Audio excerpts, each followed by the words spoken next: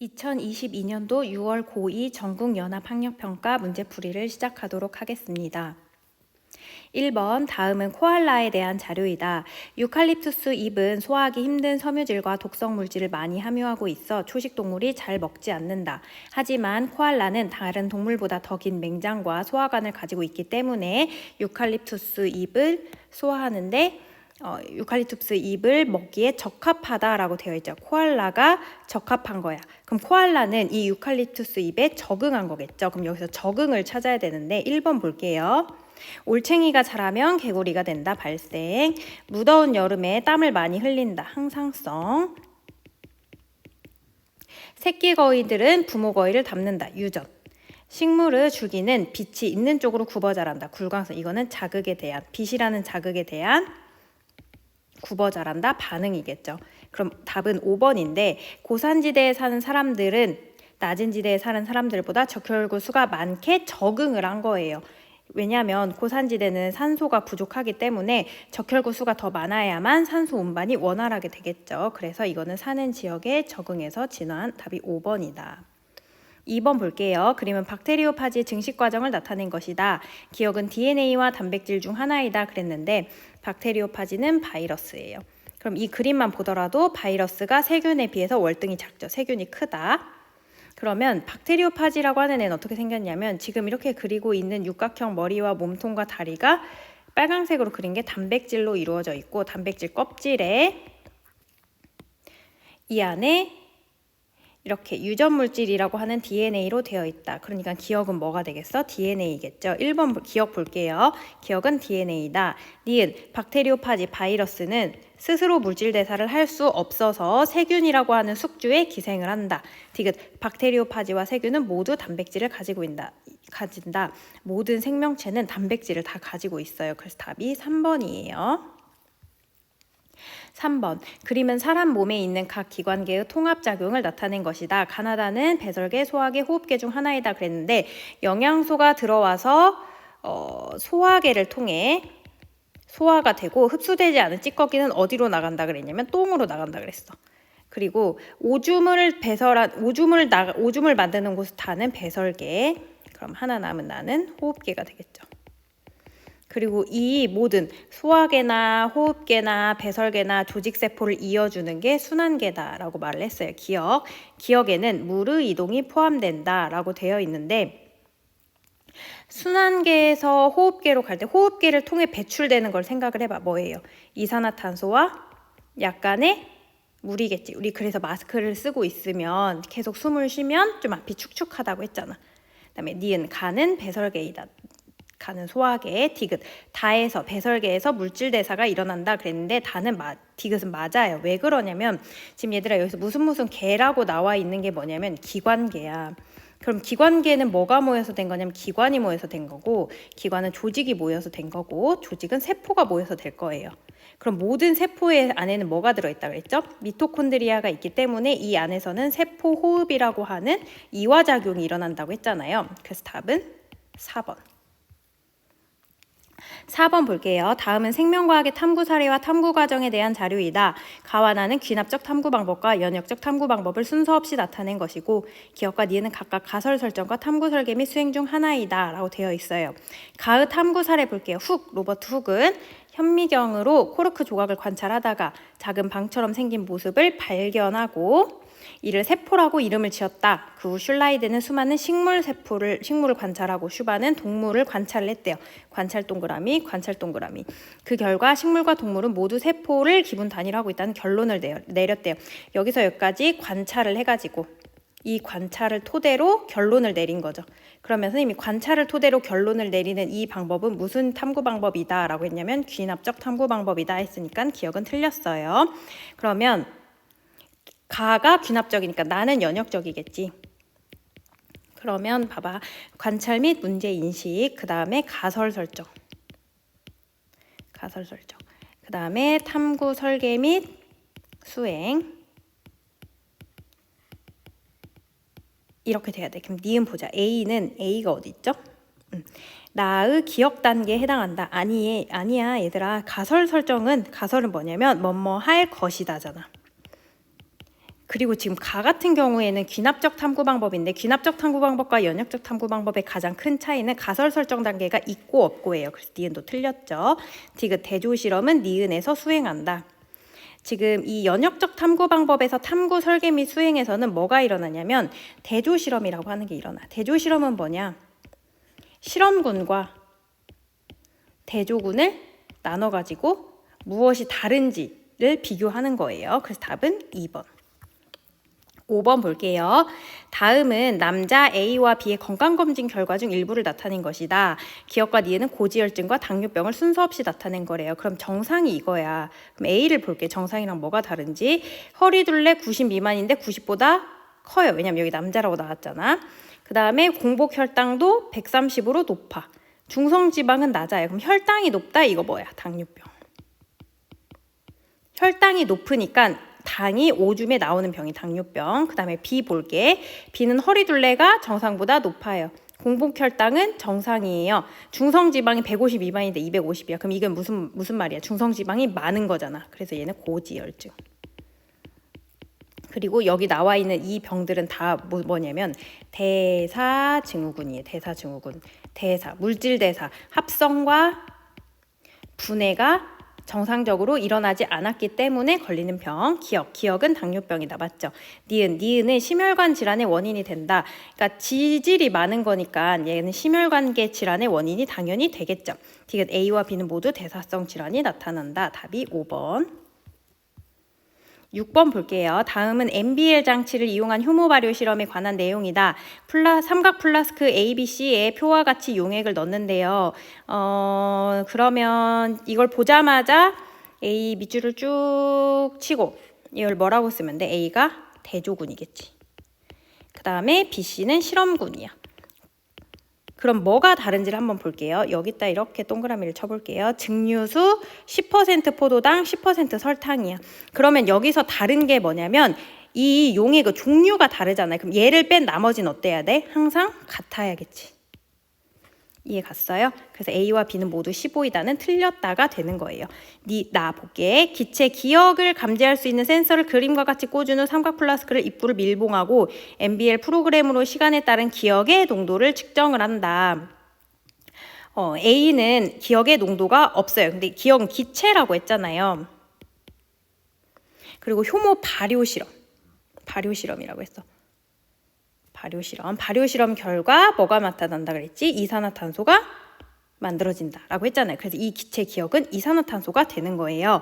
그럼 보면 A, B, C 중에 A는 기체 농도가 없어. 왜? 여기는 뭐가 없어요? 재료가 없잖아. 그러니까 여기는 발효를 할 수가 있어요? 없어요? 없지. 왜냐하면 증류수밖에 없잖아. 포도당이 있어야 당이 있어야 되는데 그럼 B하고 C 중에 뭐가 기체가 많이 발생했어? B가 많이 발생했지. 그럼 우린 여기서 알 수 있는 게 포도당과 설탕 중에 이 효모가 더 선호하는 재료가 뭐라는 소리야? 포도당이다 라는 소리겠죠. 이해 갔어요? 그럼 종속변이 동그라미 치고 종속변이는 뭐라 그랬죠? 결과라 그랬어요. 그럼 이 실험의 결과가 뭐예요? 시간당 발생하는 이산화탄소의 농도겠지. 그러니까 용액의 종류는 뭐야? 얘는 이 A, B, C가 용액의 종류가 다르잖아. 용액의 종류는 조작변인. 그래서 답은 1번. 7번 볼게요. 그림 가는 중추신경계를 구성하는 A와 B로부터 자율신경을 통해 심장과 방광에 연결된 경로를 나는 디귿의 역치 이상의 자극을 준 후 디귿 여기 있죠. 시간에 따른 방광의 수축력을 나타낸 것이래요. 그러면 A와 B는 연수와 척수를 순서 없이 나타낸 것이다. A와 B는 각각 하나의 신경절이 존재한다. 여기 밑줄 한번 쳐봐봐. A와 B는 각각 하나의 신경절이 존재한다. 우린 여기서 눈치를 채야 돼. 그러면 하나의 신경절이 존재한다는 것은 뉴런이 몇 개라는 소리예요? 뉴런이 2개라는 소리죠. 뉴런이 2개라는 건 어디서 나왔지? 자율신경에서 나왔다라고 했어요. 자율신경은 교감과 부교감이 있다. 그리고 지금 여기 연수와 척수라고 했는데 얘를 알기에 앞서서 얘가 뇌고 얘가 척수라고 하면 쌤이 늘 항상 그려준 그림이 있는데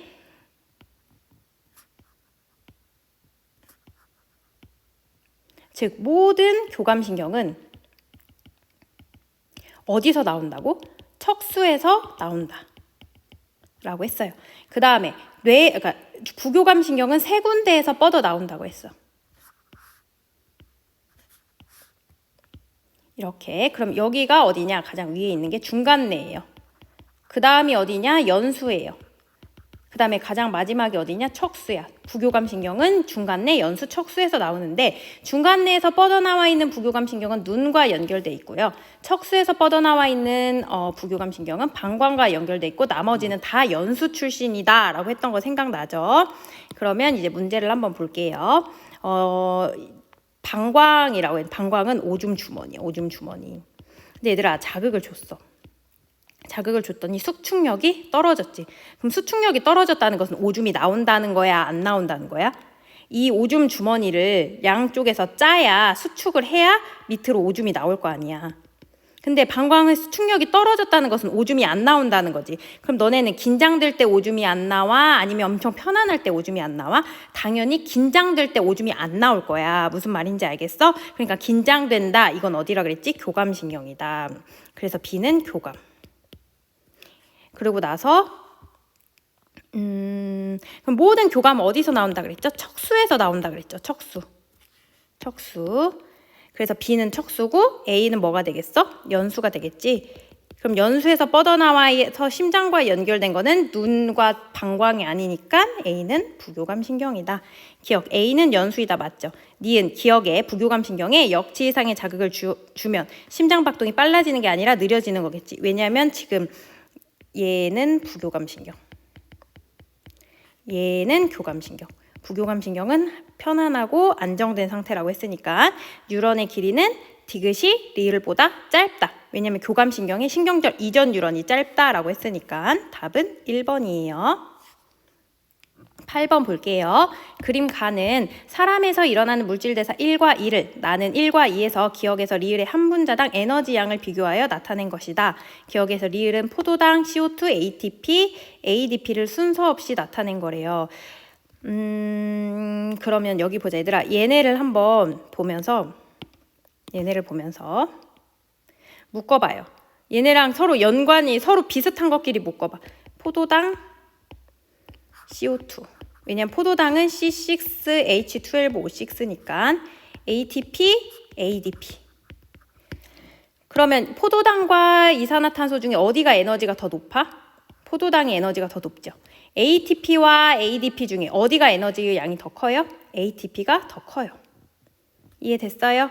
그러면 여기를 볼게. 자, 얘들아 1이 지나갔더니 에너지가 어떻게 됐어? 커졌지.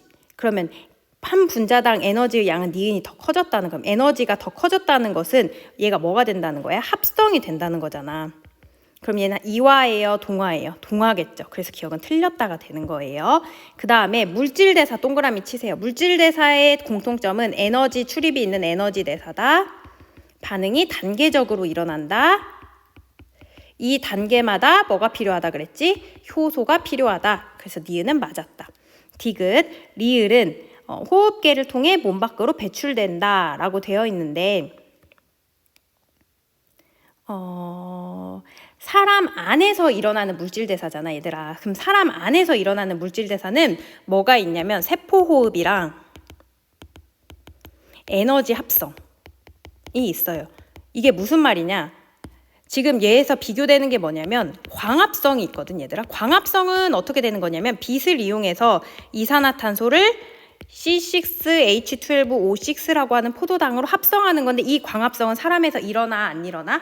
당연히 안 일어날 거란 말이야. 무슨 말인지 알겠지? 그러니까 얘는 지금 1 같은 경우는 합성이니까 ADP가 ATP로 합성되는 걸 나타내는 거고 그 다음에 2번 같은 경우는 지금 에너지의 양이 디귿이 훨씬 커요. 그래서 C6H12O6라는 포도당이 이산화탄소로 분해되는 걸 거야. 그럼 디귿 보자. 리을 이산화탄소는 호흡기를 통해 몸 밖으로 배출된다는 맞는 말이 되겠죠.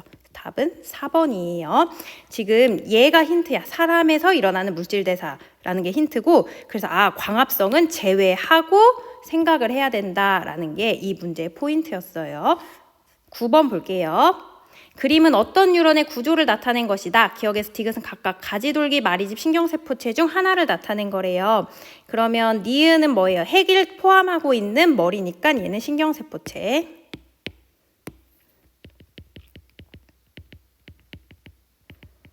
그 다음에 이 신경세포체에서 뻗어나와 있는 솜 같은 기역은 가지돌기. 그 다음에 디귿은 마리집. 그 다음에 이 마리집과 마리집 사이에 있는 얘를 뭐라 그랬지? 랑비의 결절. 그 다음 이 끝 뭐라 그랬죠? 축삭 말단.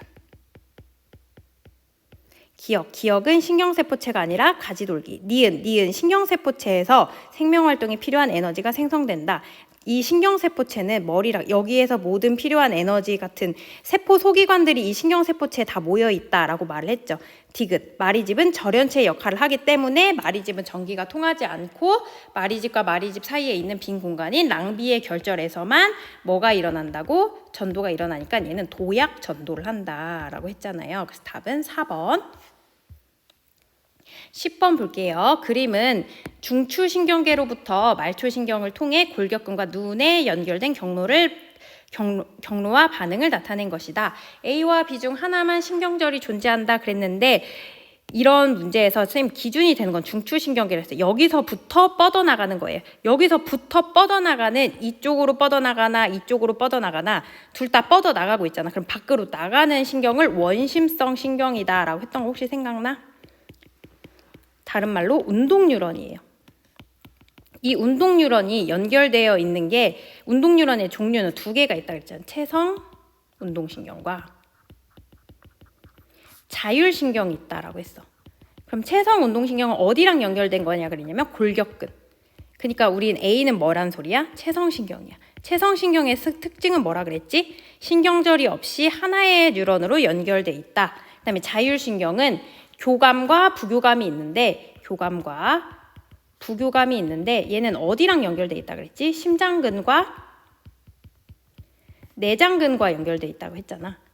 이해 갔어요? 그럼 동공이 축소됐대요. 그럼 동공이 축소된 거는 교감신경이 흥분된 거야? 부교감신경이 흥분된 거야? 당연히 부교감신경이 흥분됐겠죠. 그리고 하나 더. 자, 얘들아, 그럼 얘는 지금 디귿하고 리을은 부교감신경이 흥분된 거라고 했잖아요. 그럼 이 부교감신경이 연결되어 있는 중추, 눈과 연결된 부교감신경은 어디에서 뻗어나와 있는 거라고 아까 설명했지? 중간에. 기역, 신경절은 A가 아니라 B에 존재한다. 디귿의 신경세포체는 어디서부터 뻗어나오는 거라고? 중간에. 니은은 맞고. 기역과 리을의 말단에서 분비되는 신경전달 물질은 자 항상 운동신경, 체성 운동신경 말단에서 나오는 게 아세틸콜린. 그 다음에 모든 교감과 부교감의 신경절에서 나오는 것도 아세틸콜린. 그 다음에 부교감 신경의 신경절 말단에서 나오는 것도 신경절 이후 뉴런 말단에서 나오는 것도 아세틸콜린. 그래서 신경전달 물질은 모두 아세틸콜린으로 같다. 11번 볼게요. 다음은 민마리집 신경 A와 B의 흥분 전도와 전달에 대한 자료이다. 그림은 A의 지점 D1과 D2, B의 지점 D3와 D4의 위치를 나타낸 것이다. 그래프는 A와 B에서 활동전이가 발생하였을 때 각 지점에서의 막전이 변화를 나타낸 그래프고 표는 D2의 역치상의 자극을 1해 주고 여기에 역치상의 자극을 줬대요. 얘들아 여기서 줬으면 이쪽으로도 가고 이쪽으로도 가겠죠. 막전이가 각각 플러스 30이 될 때까지 경과된 시간이래. 이게 작년 6월에서도 이게 비슷한 문제가 나왔거든요. 이게 무슨 말이냐? 선생님이 항상 뭐라 그랬냐면 이런 거를 풀 때는 시간은 이렇게 나누라고 했어. 그래서 이 앞에 동그라미를 뭐라 그랬냐면 자극을 준 지점으로부터 특정 지점까지 가는데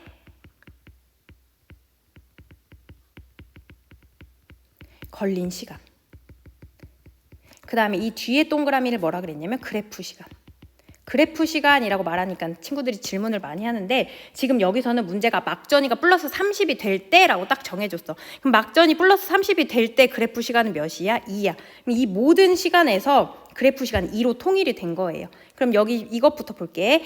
D2에 자극을 주고 D1에 막전이가 플러스 30mV가 될 때까지 경과된 시간이래. 그러면 D1에 도달할 거 플러스 자극이 도달했을 때 2초가 지나야 플러스 30이 되겠지. 그럼 이 3을 여기다 쓰면 3은 이렇게 되잖아요. 그러면 D2부터 D1까지 가는데 걸린 시간이 몇 초 걸렸다는 소리예요? 1초 걸렸다는 소리예요.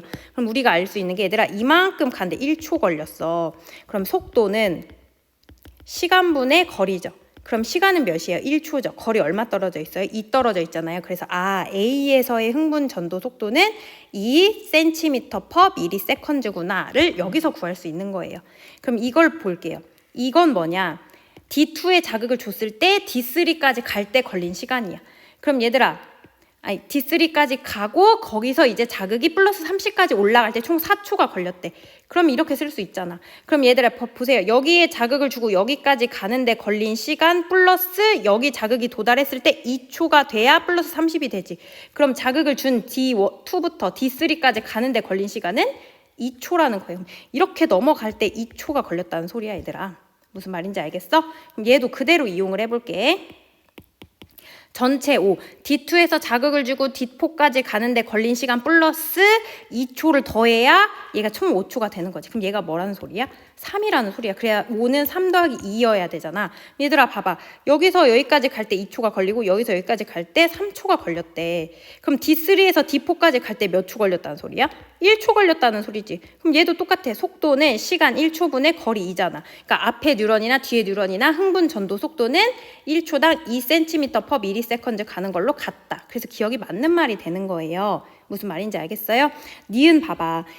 D2의 역치 이상의 자극을 1에 주고 경과된 시간이 3일 때 D3에서 나트륨의 농도는 세포 안이 세포 밖보다 높다 그랬는데 얘들아 이거는 문제를 읽고 항상 나트륨의 농도는 어디가 많다 그랬어요? 세포 바깥쪽이 세포 안쪽보다 항상 많다고 했잖아. 그러니까 니은은 이걸 몰라도 그냥 문제 읽자마자 틀렸다가 바로 나와야 돼. 칼륨은 항상 어디가 많다 그랬어요? 세포 안쪽이 많다 그랬지. 무슨 일이 있어도. 자, 디귿 볼게요. D4에 역치 이상의 자극을 줬대요. 얘들아, D4에 역치 이상의 자극을 주면 이 앞에 뉴런인 D2까지 갈 수 있겠어?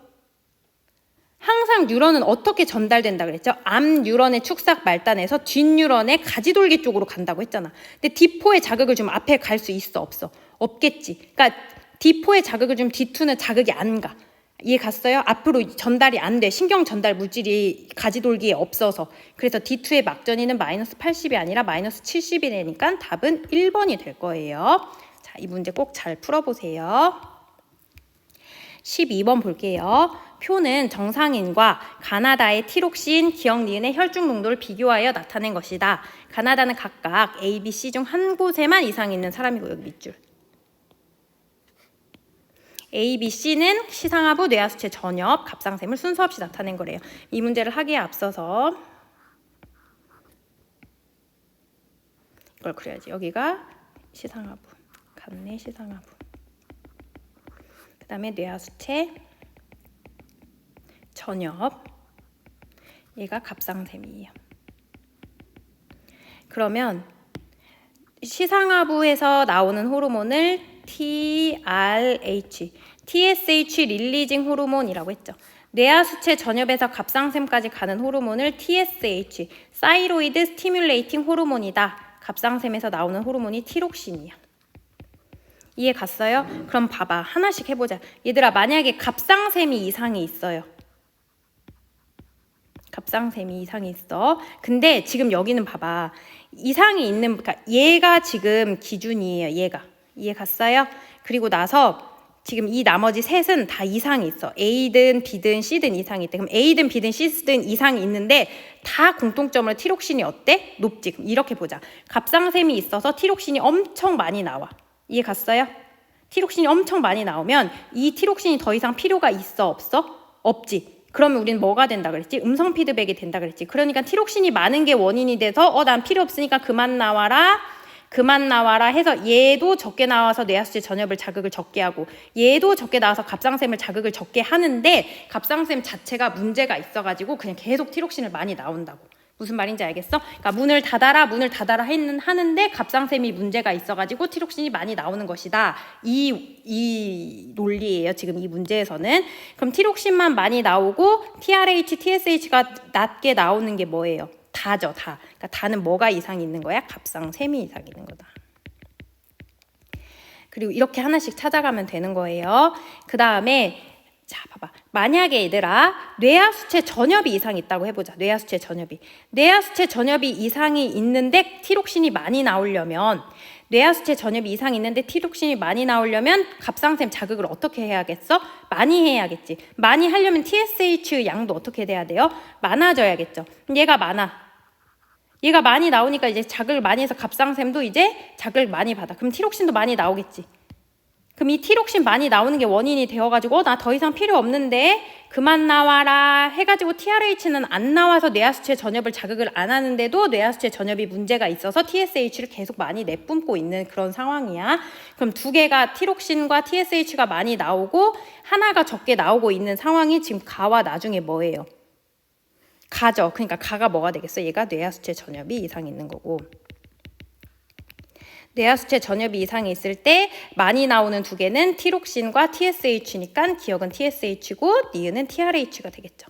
그 다음에 그럼 하나 남은 나가 뭐가 되겠니? 얘는 시상하부? 같네. 시상하부. 얘는 나는 시상하부가 이상이 있는 거야. 즉 다시 말해서 얘가 이상이 있어서 얘가 너무 많이 나와. 얘가 많이 나오니까 뇌하수체 전엽 자극을 막 하겠지. 막 하니까 TSH도 많이 나오겠죠. 얘가 많이 나오니까 갑상샘 자극을 어떻게 해야겠어? 많이 해야겠지. 갑상샘 자극이 많이 하니까 티록신도 많이 나와. 그래서 정상이라면 얘가 많이 나오니까 그만 나와라가 되는데 그만 나오라고 시상하부를 그만 나오라고 말을 함에도 불구하고 얘가 이상이 있어서 TRH가 계속 많이 나오고 있는 상황이 바로 B 상황이에요. 나 상황. 자, 기억. A는 시상하부가 아니라 뇌하수체 전엽. 니은 기억은 TSH든 티록신이든 TRH든 호르몬은 다 혈액을 타고 이동을 하니까 니은도 맞고 디귿 니은은 TSH가 아니라 TRH. 그래서 답은 2번. 13번 볼게요. 그림은 좌우 대칭은 근육 원섬유 마디 X의 구조를 표는 시점 T1과 T2일 때 X의 니은의 길이를 나타낸 것이다.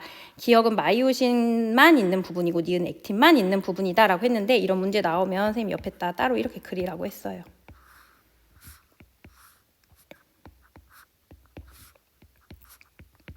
이렇게 그려야 되면 X는 2.8. 원래 다르게 그려야 되는데 그냥 같이 그렸어. 그럼 여기다 그대로 표시해보면 여기가 기억이고 얘가 니은이에요.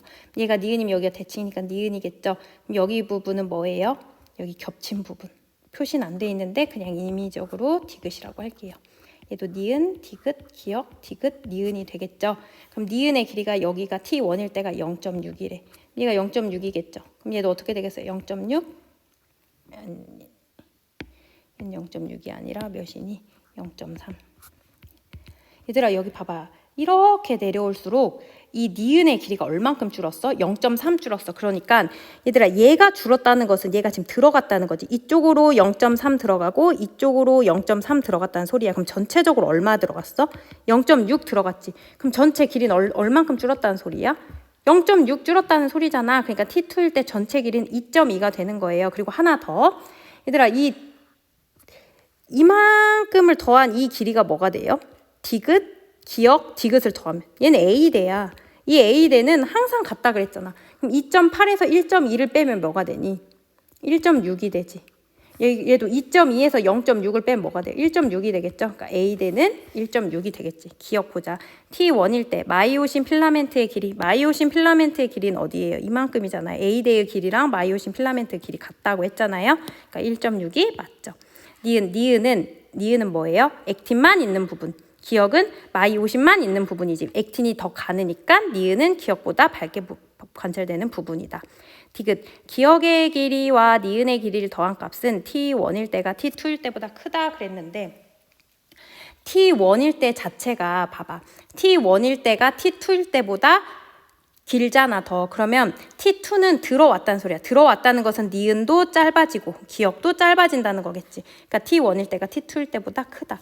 이 문제는 근육 문제치고 상당히 쉬운 편이니까 이 정도는 꼭 알고 있어야 돼요. 그러니까 머릿속으로 이 가운데 M선을 고정을 시키고 얘들아 머릿속으로 이 가운데 M선을 고정을 시키고 들어왔다 나갔다를 머릿속으로 그릴 수 있어야 돼. 들어온다 그러면 니은도 짧아지는구나. 기억도 짧아지는구나. 나간다. 니은도 길어지고 기억도 길어지고. 이 가운데에 있는 이만큼 있는 A대는 변하지 않는다. 이해 갔죠? 14번 그림은 신경계에 의한 자극의 수용과 반응 경로를 나타낸 것이다. A, B, C는 신경이다. 이런 문제를 보면 어디에 동그라미를 치라고 했냐. 피부랑 연결된 A 뉴런에 이렇게 튀어나와 있다고 했어. 그럼 이건 뭐라 그랬냐면 감각 뉴런의 신경세포체는 중간에 튀어나와 있다. 감각기랑 연결된 A는 감각 뉴런이다. 그 다음에 근육 반응기와 연결된 C는 운동 뉴런이에요.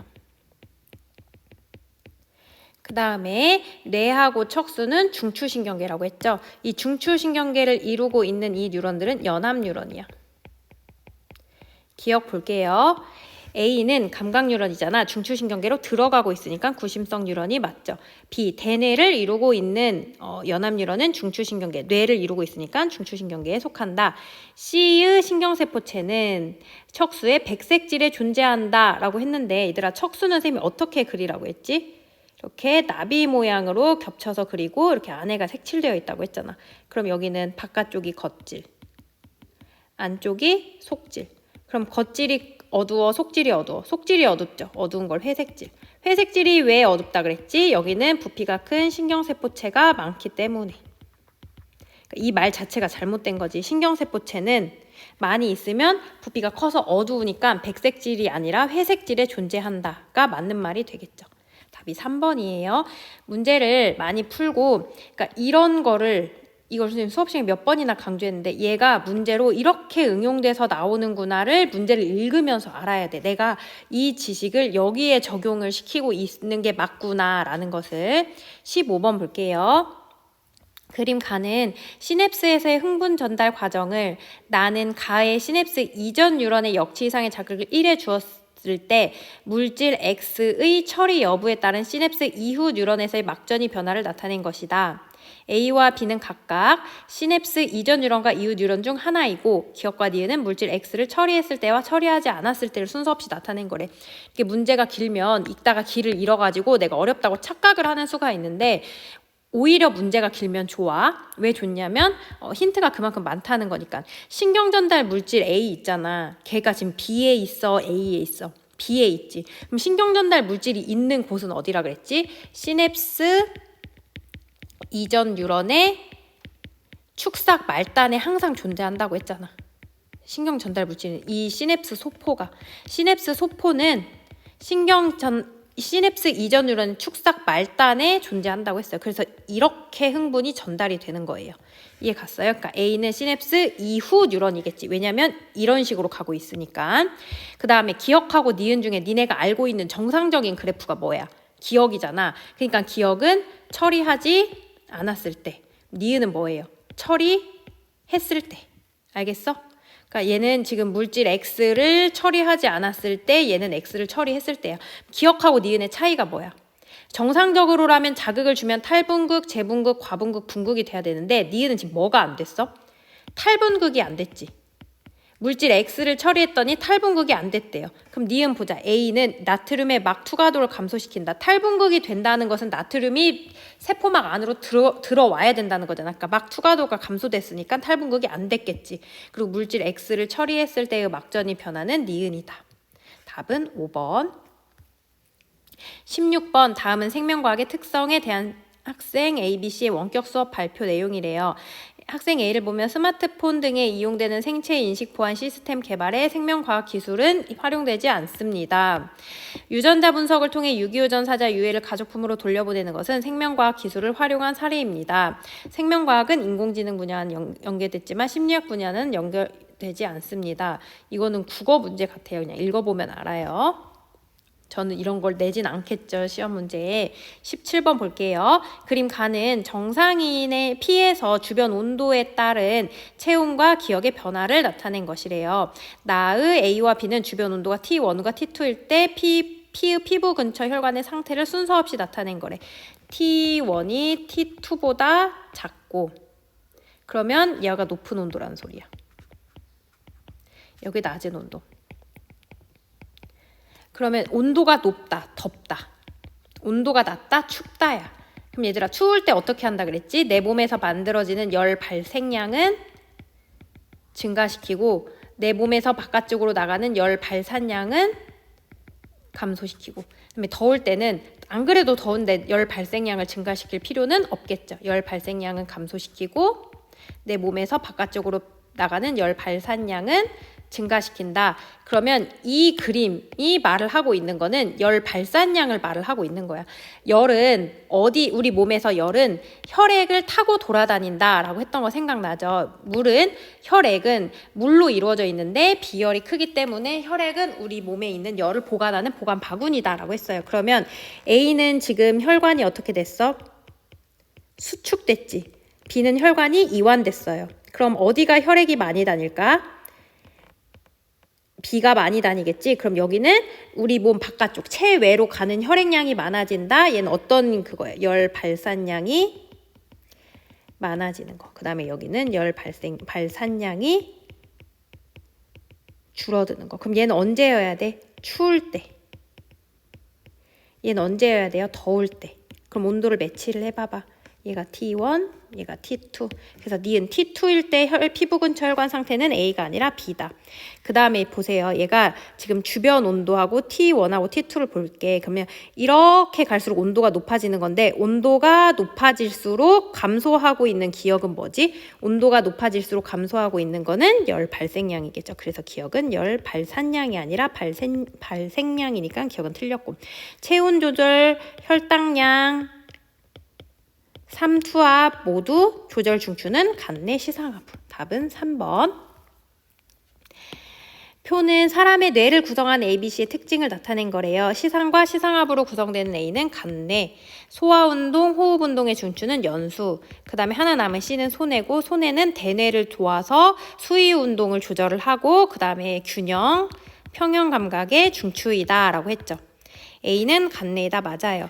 뇌줄기에 속한다 라고 했는데 뇌줄기는 얘들아 이렇게 그림을 그렸어요. 중간뇌, 연수 여기까지가 다 뇌야. 그 다음 얘네 둘을 이어주는 뇌교 이거를 뇌줄기라고 했죠. 그러니까 비연수는 뇌줄기에 속한다가 맞죠.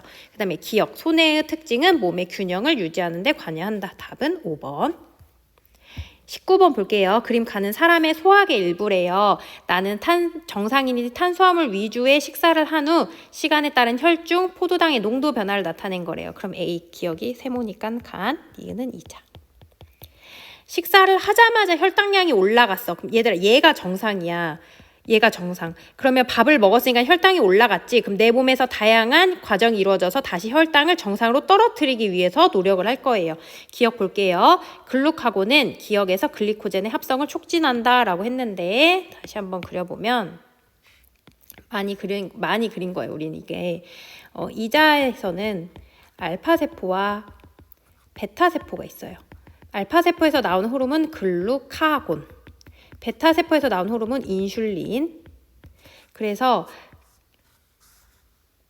간이라고 하는 기관에서는 포도당을 글리코젠으로,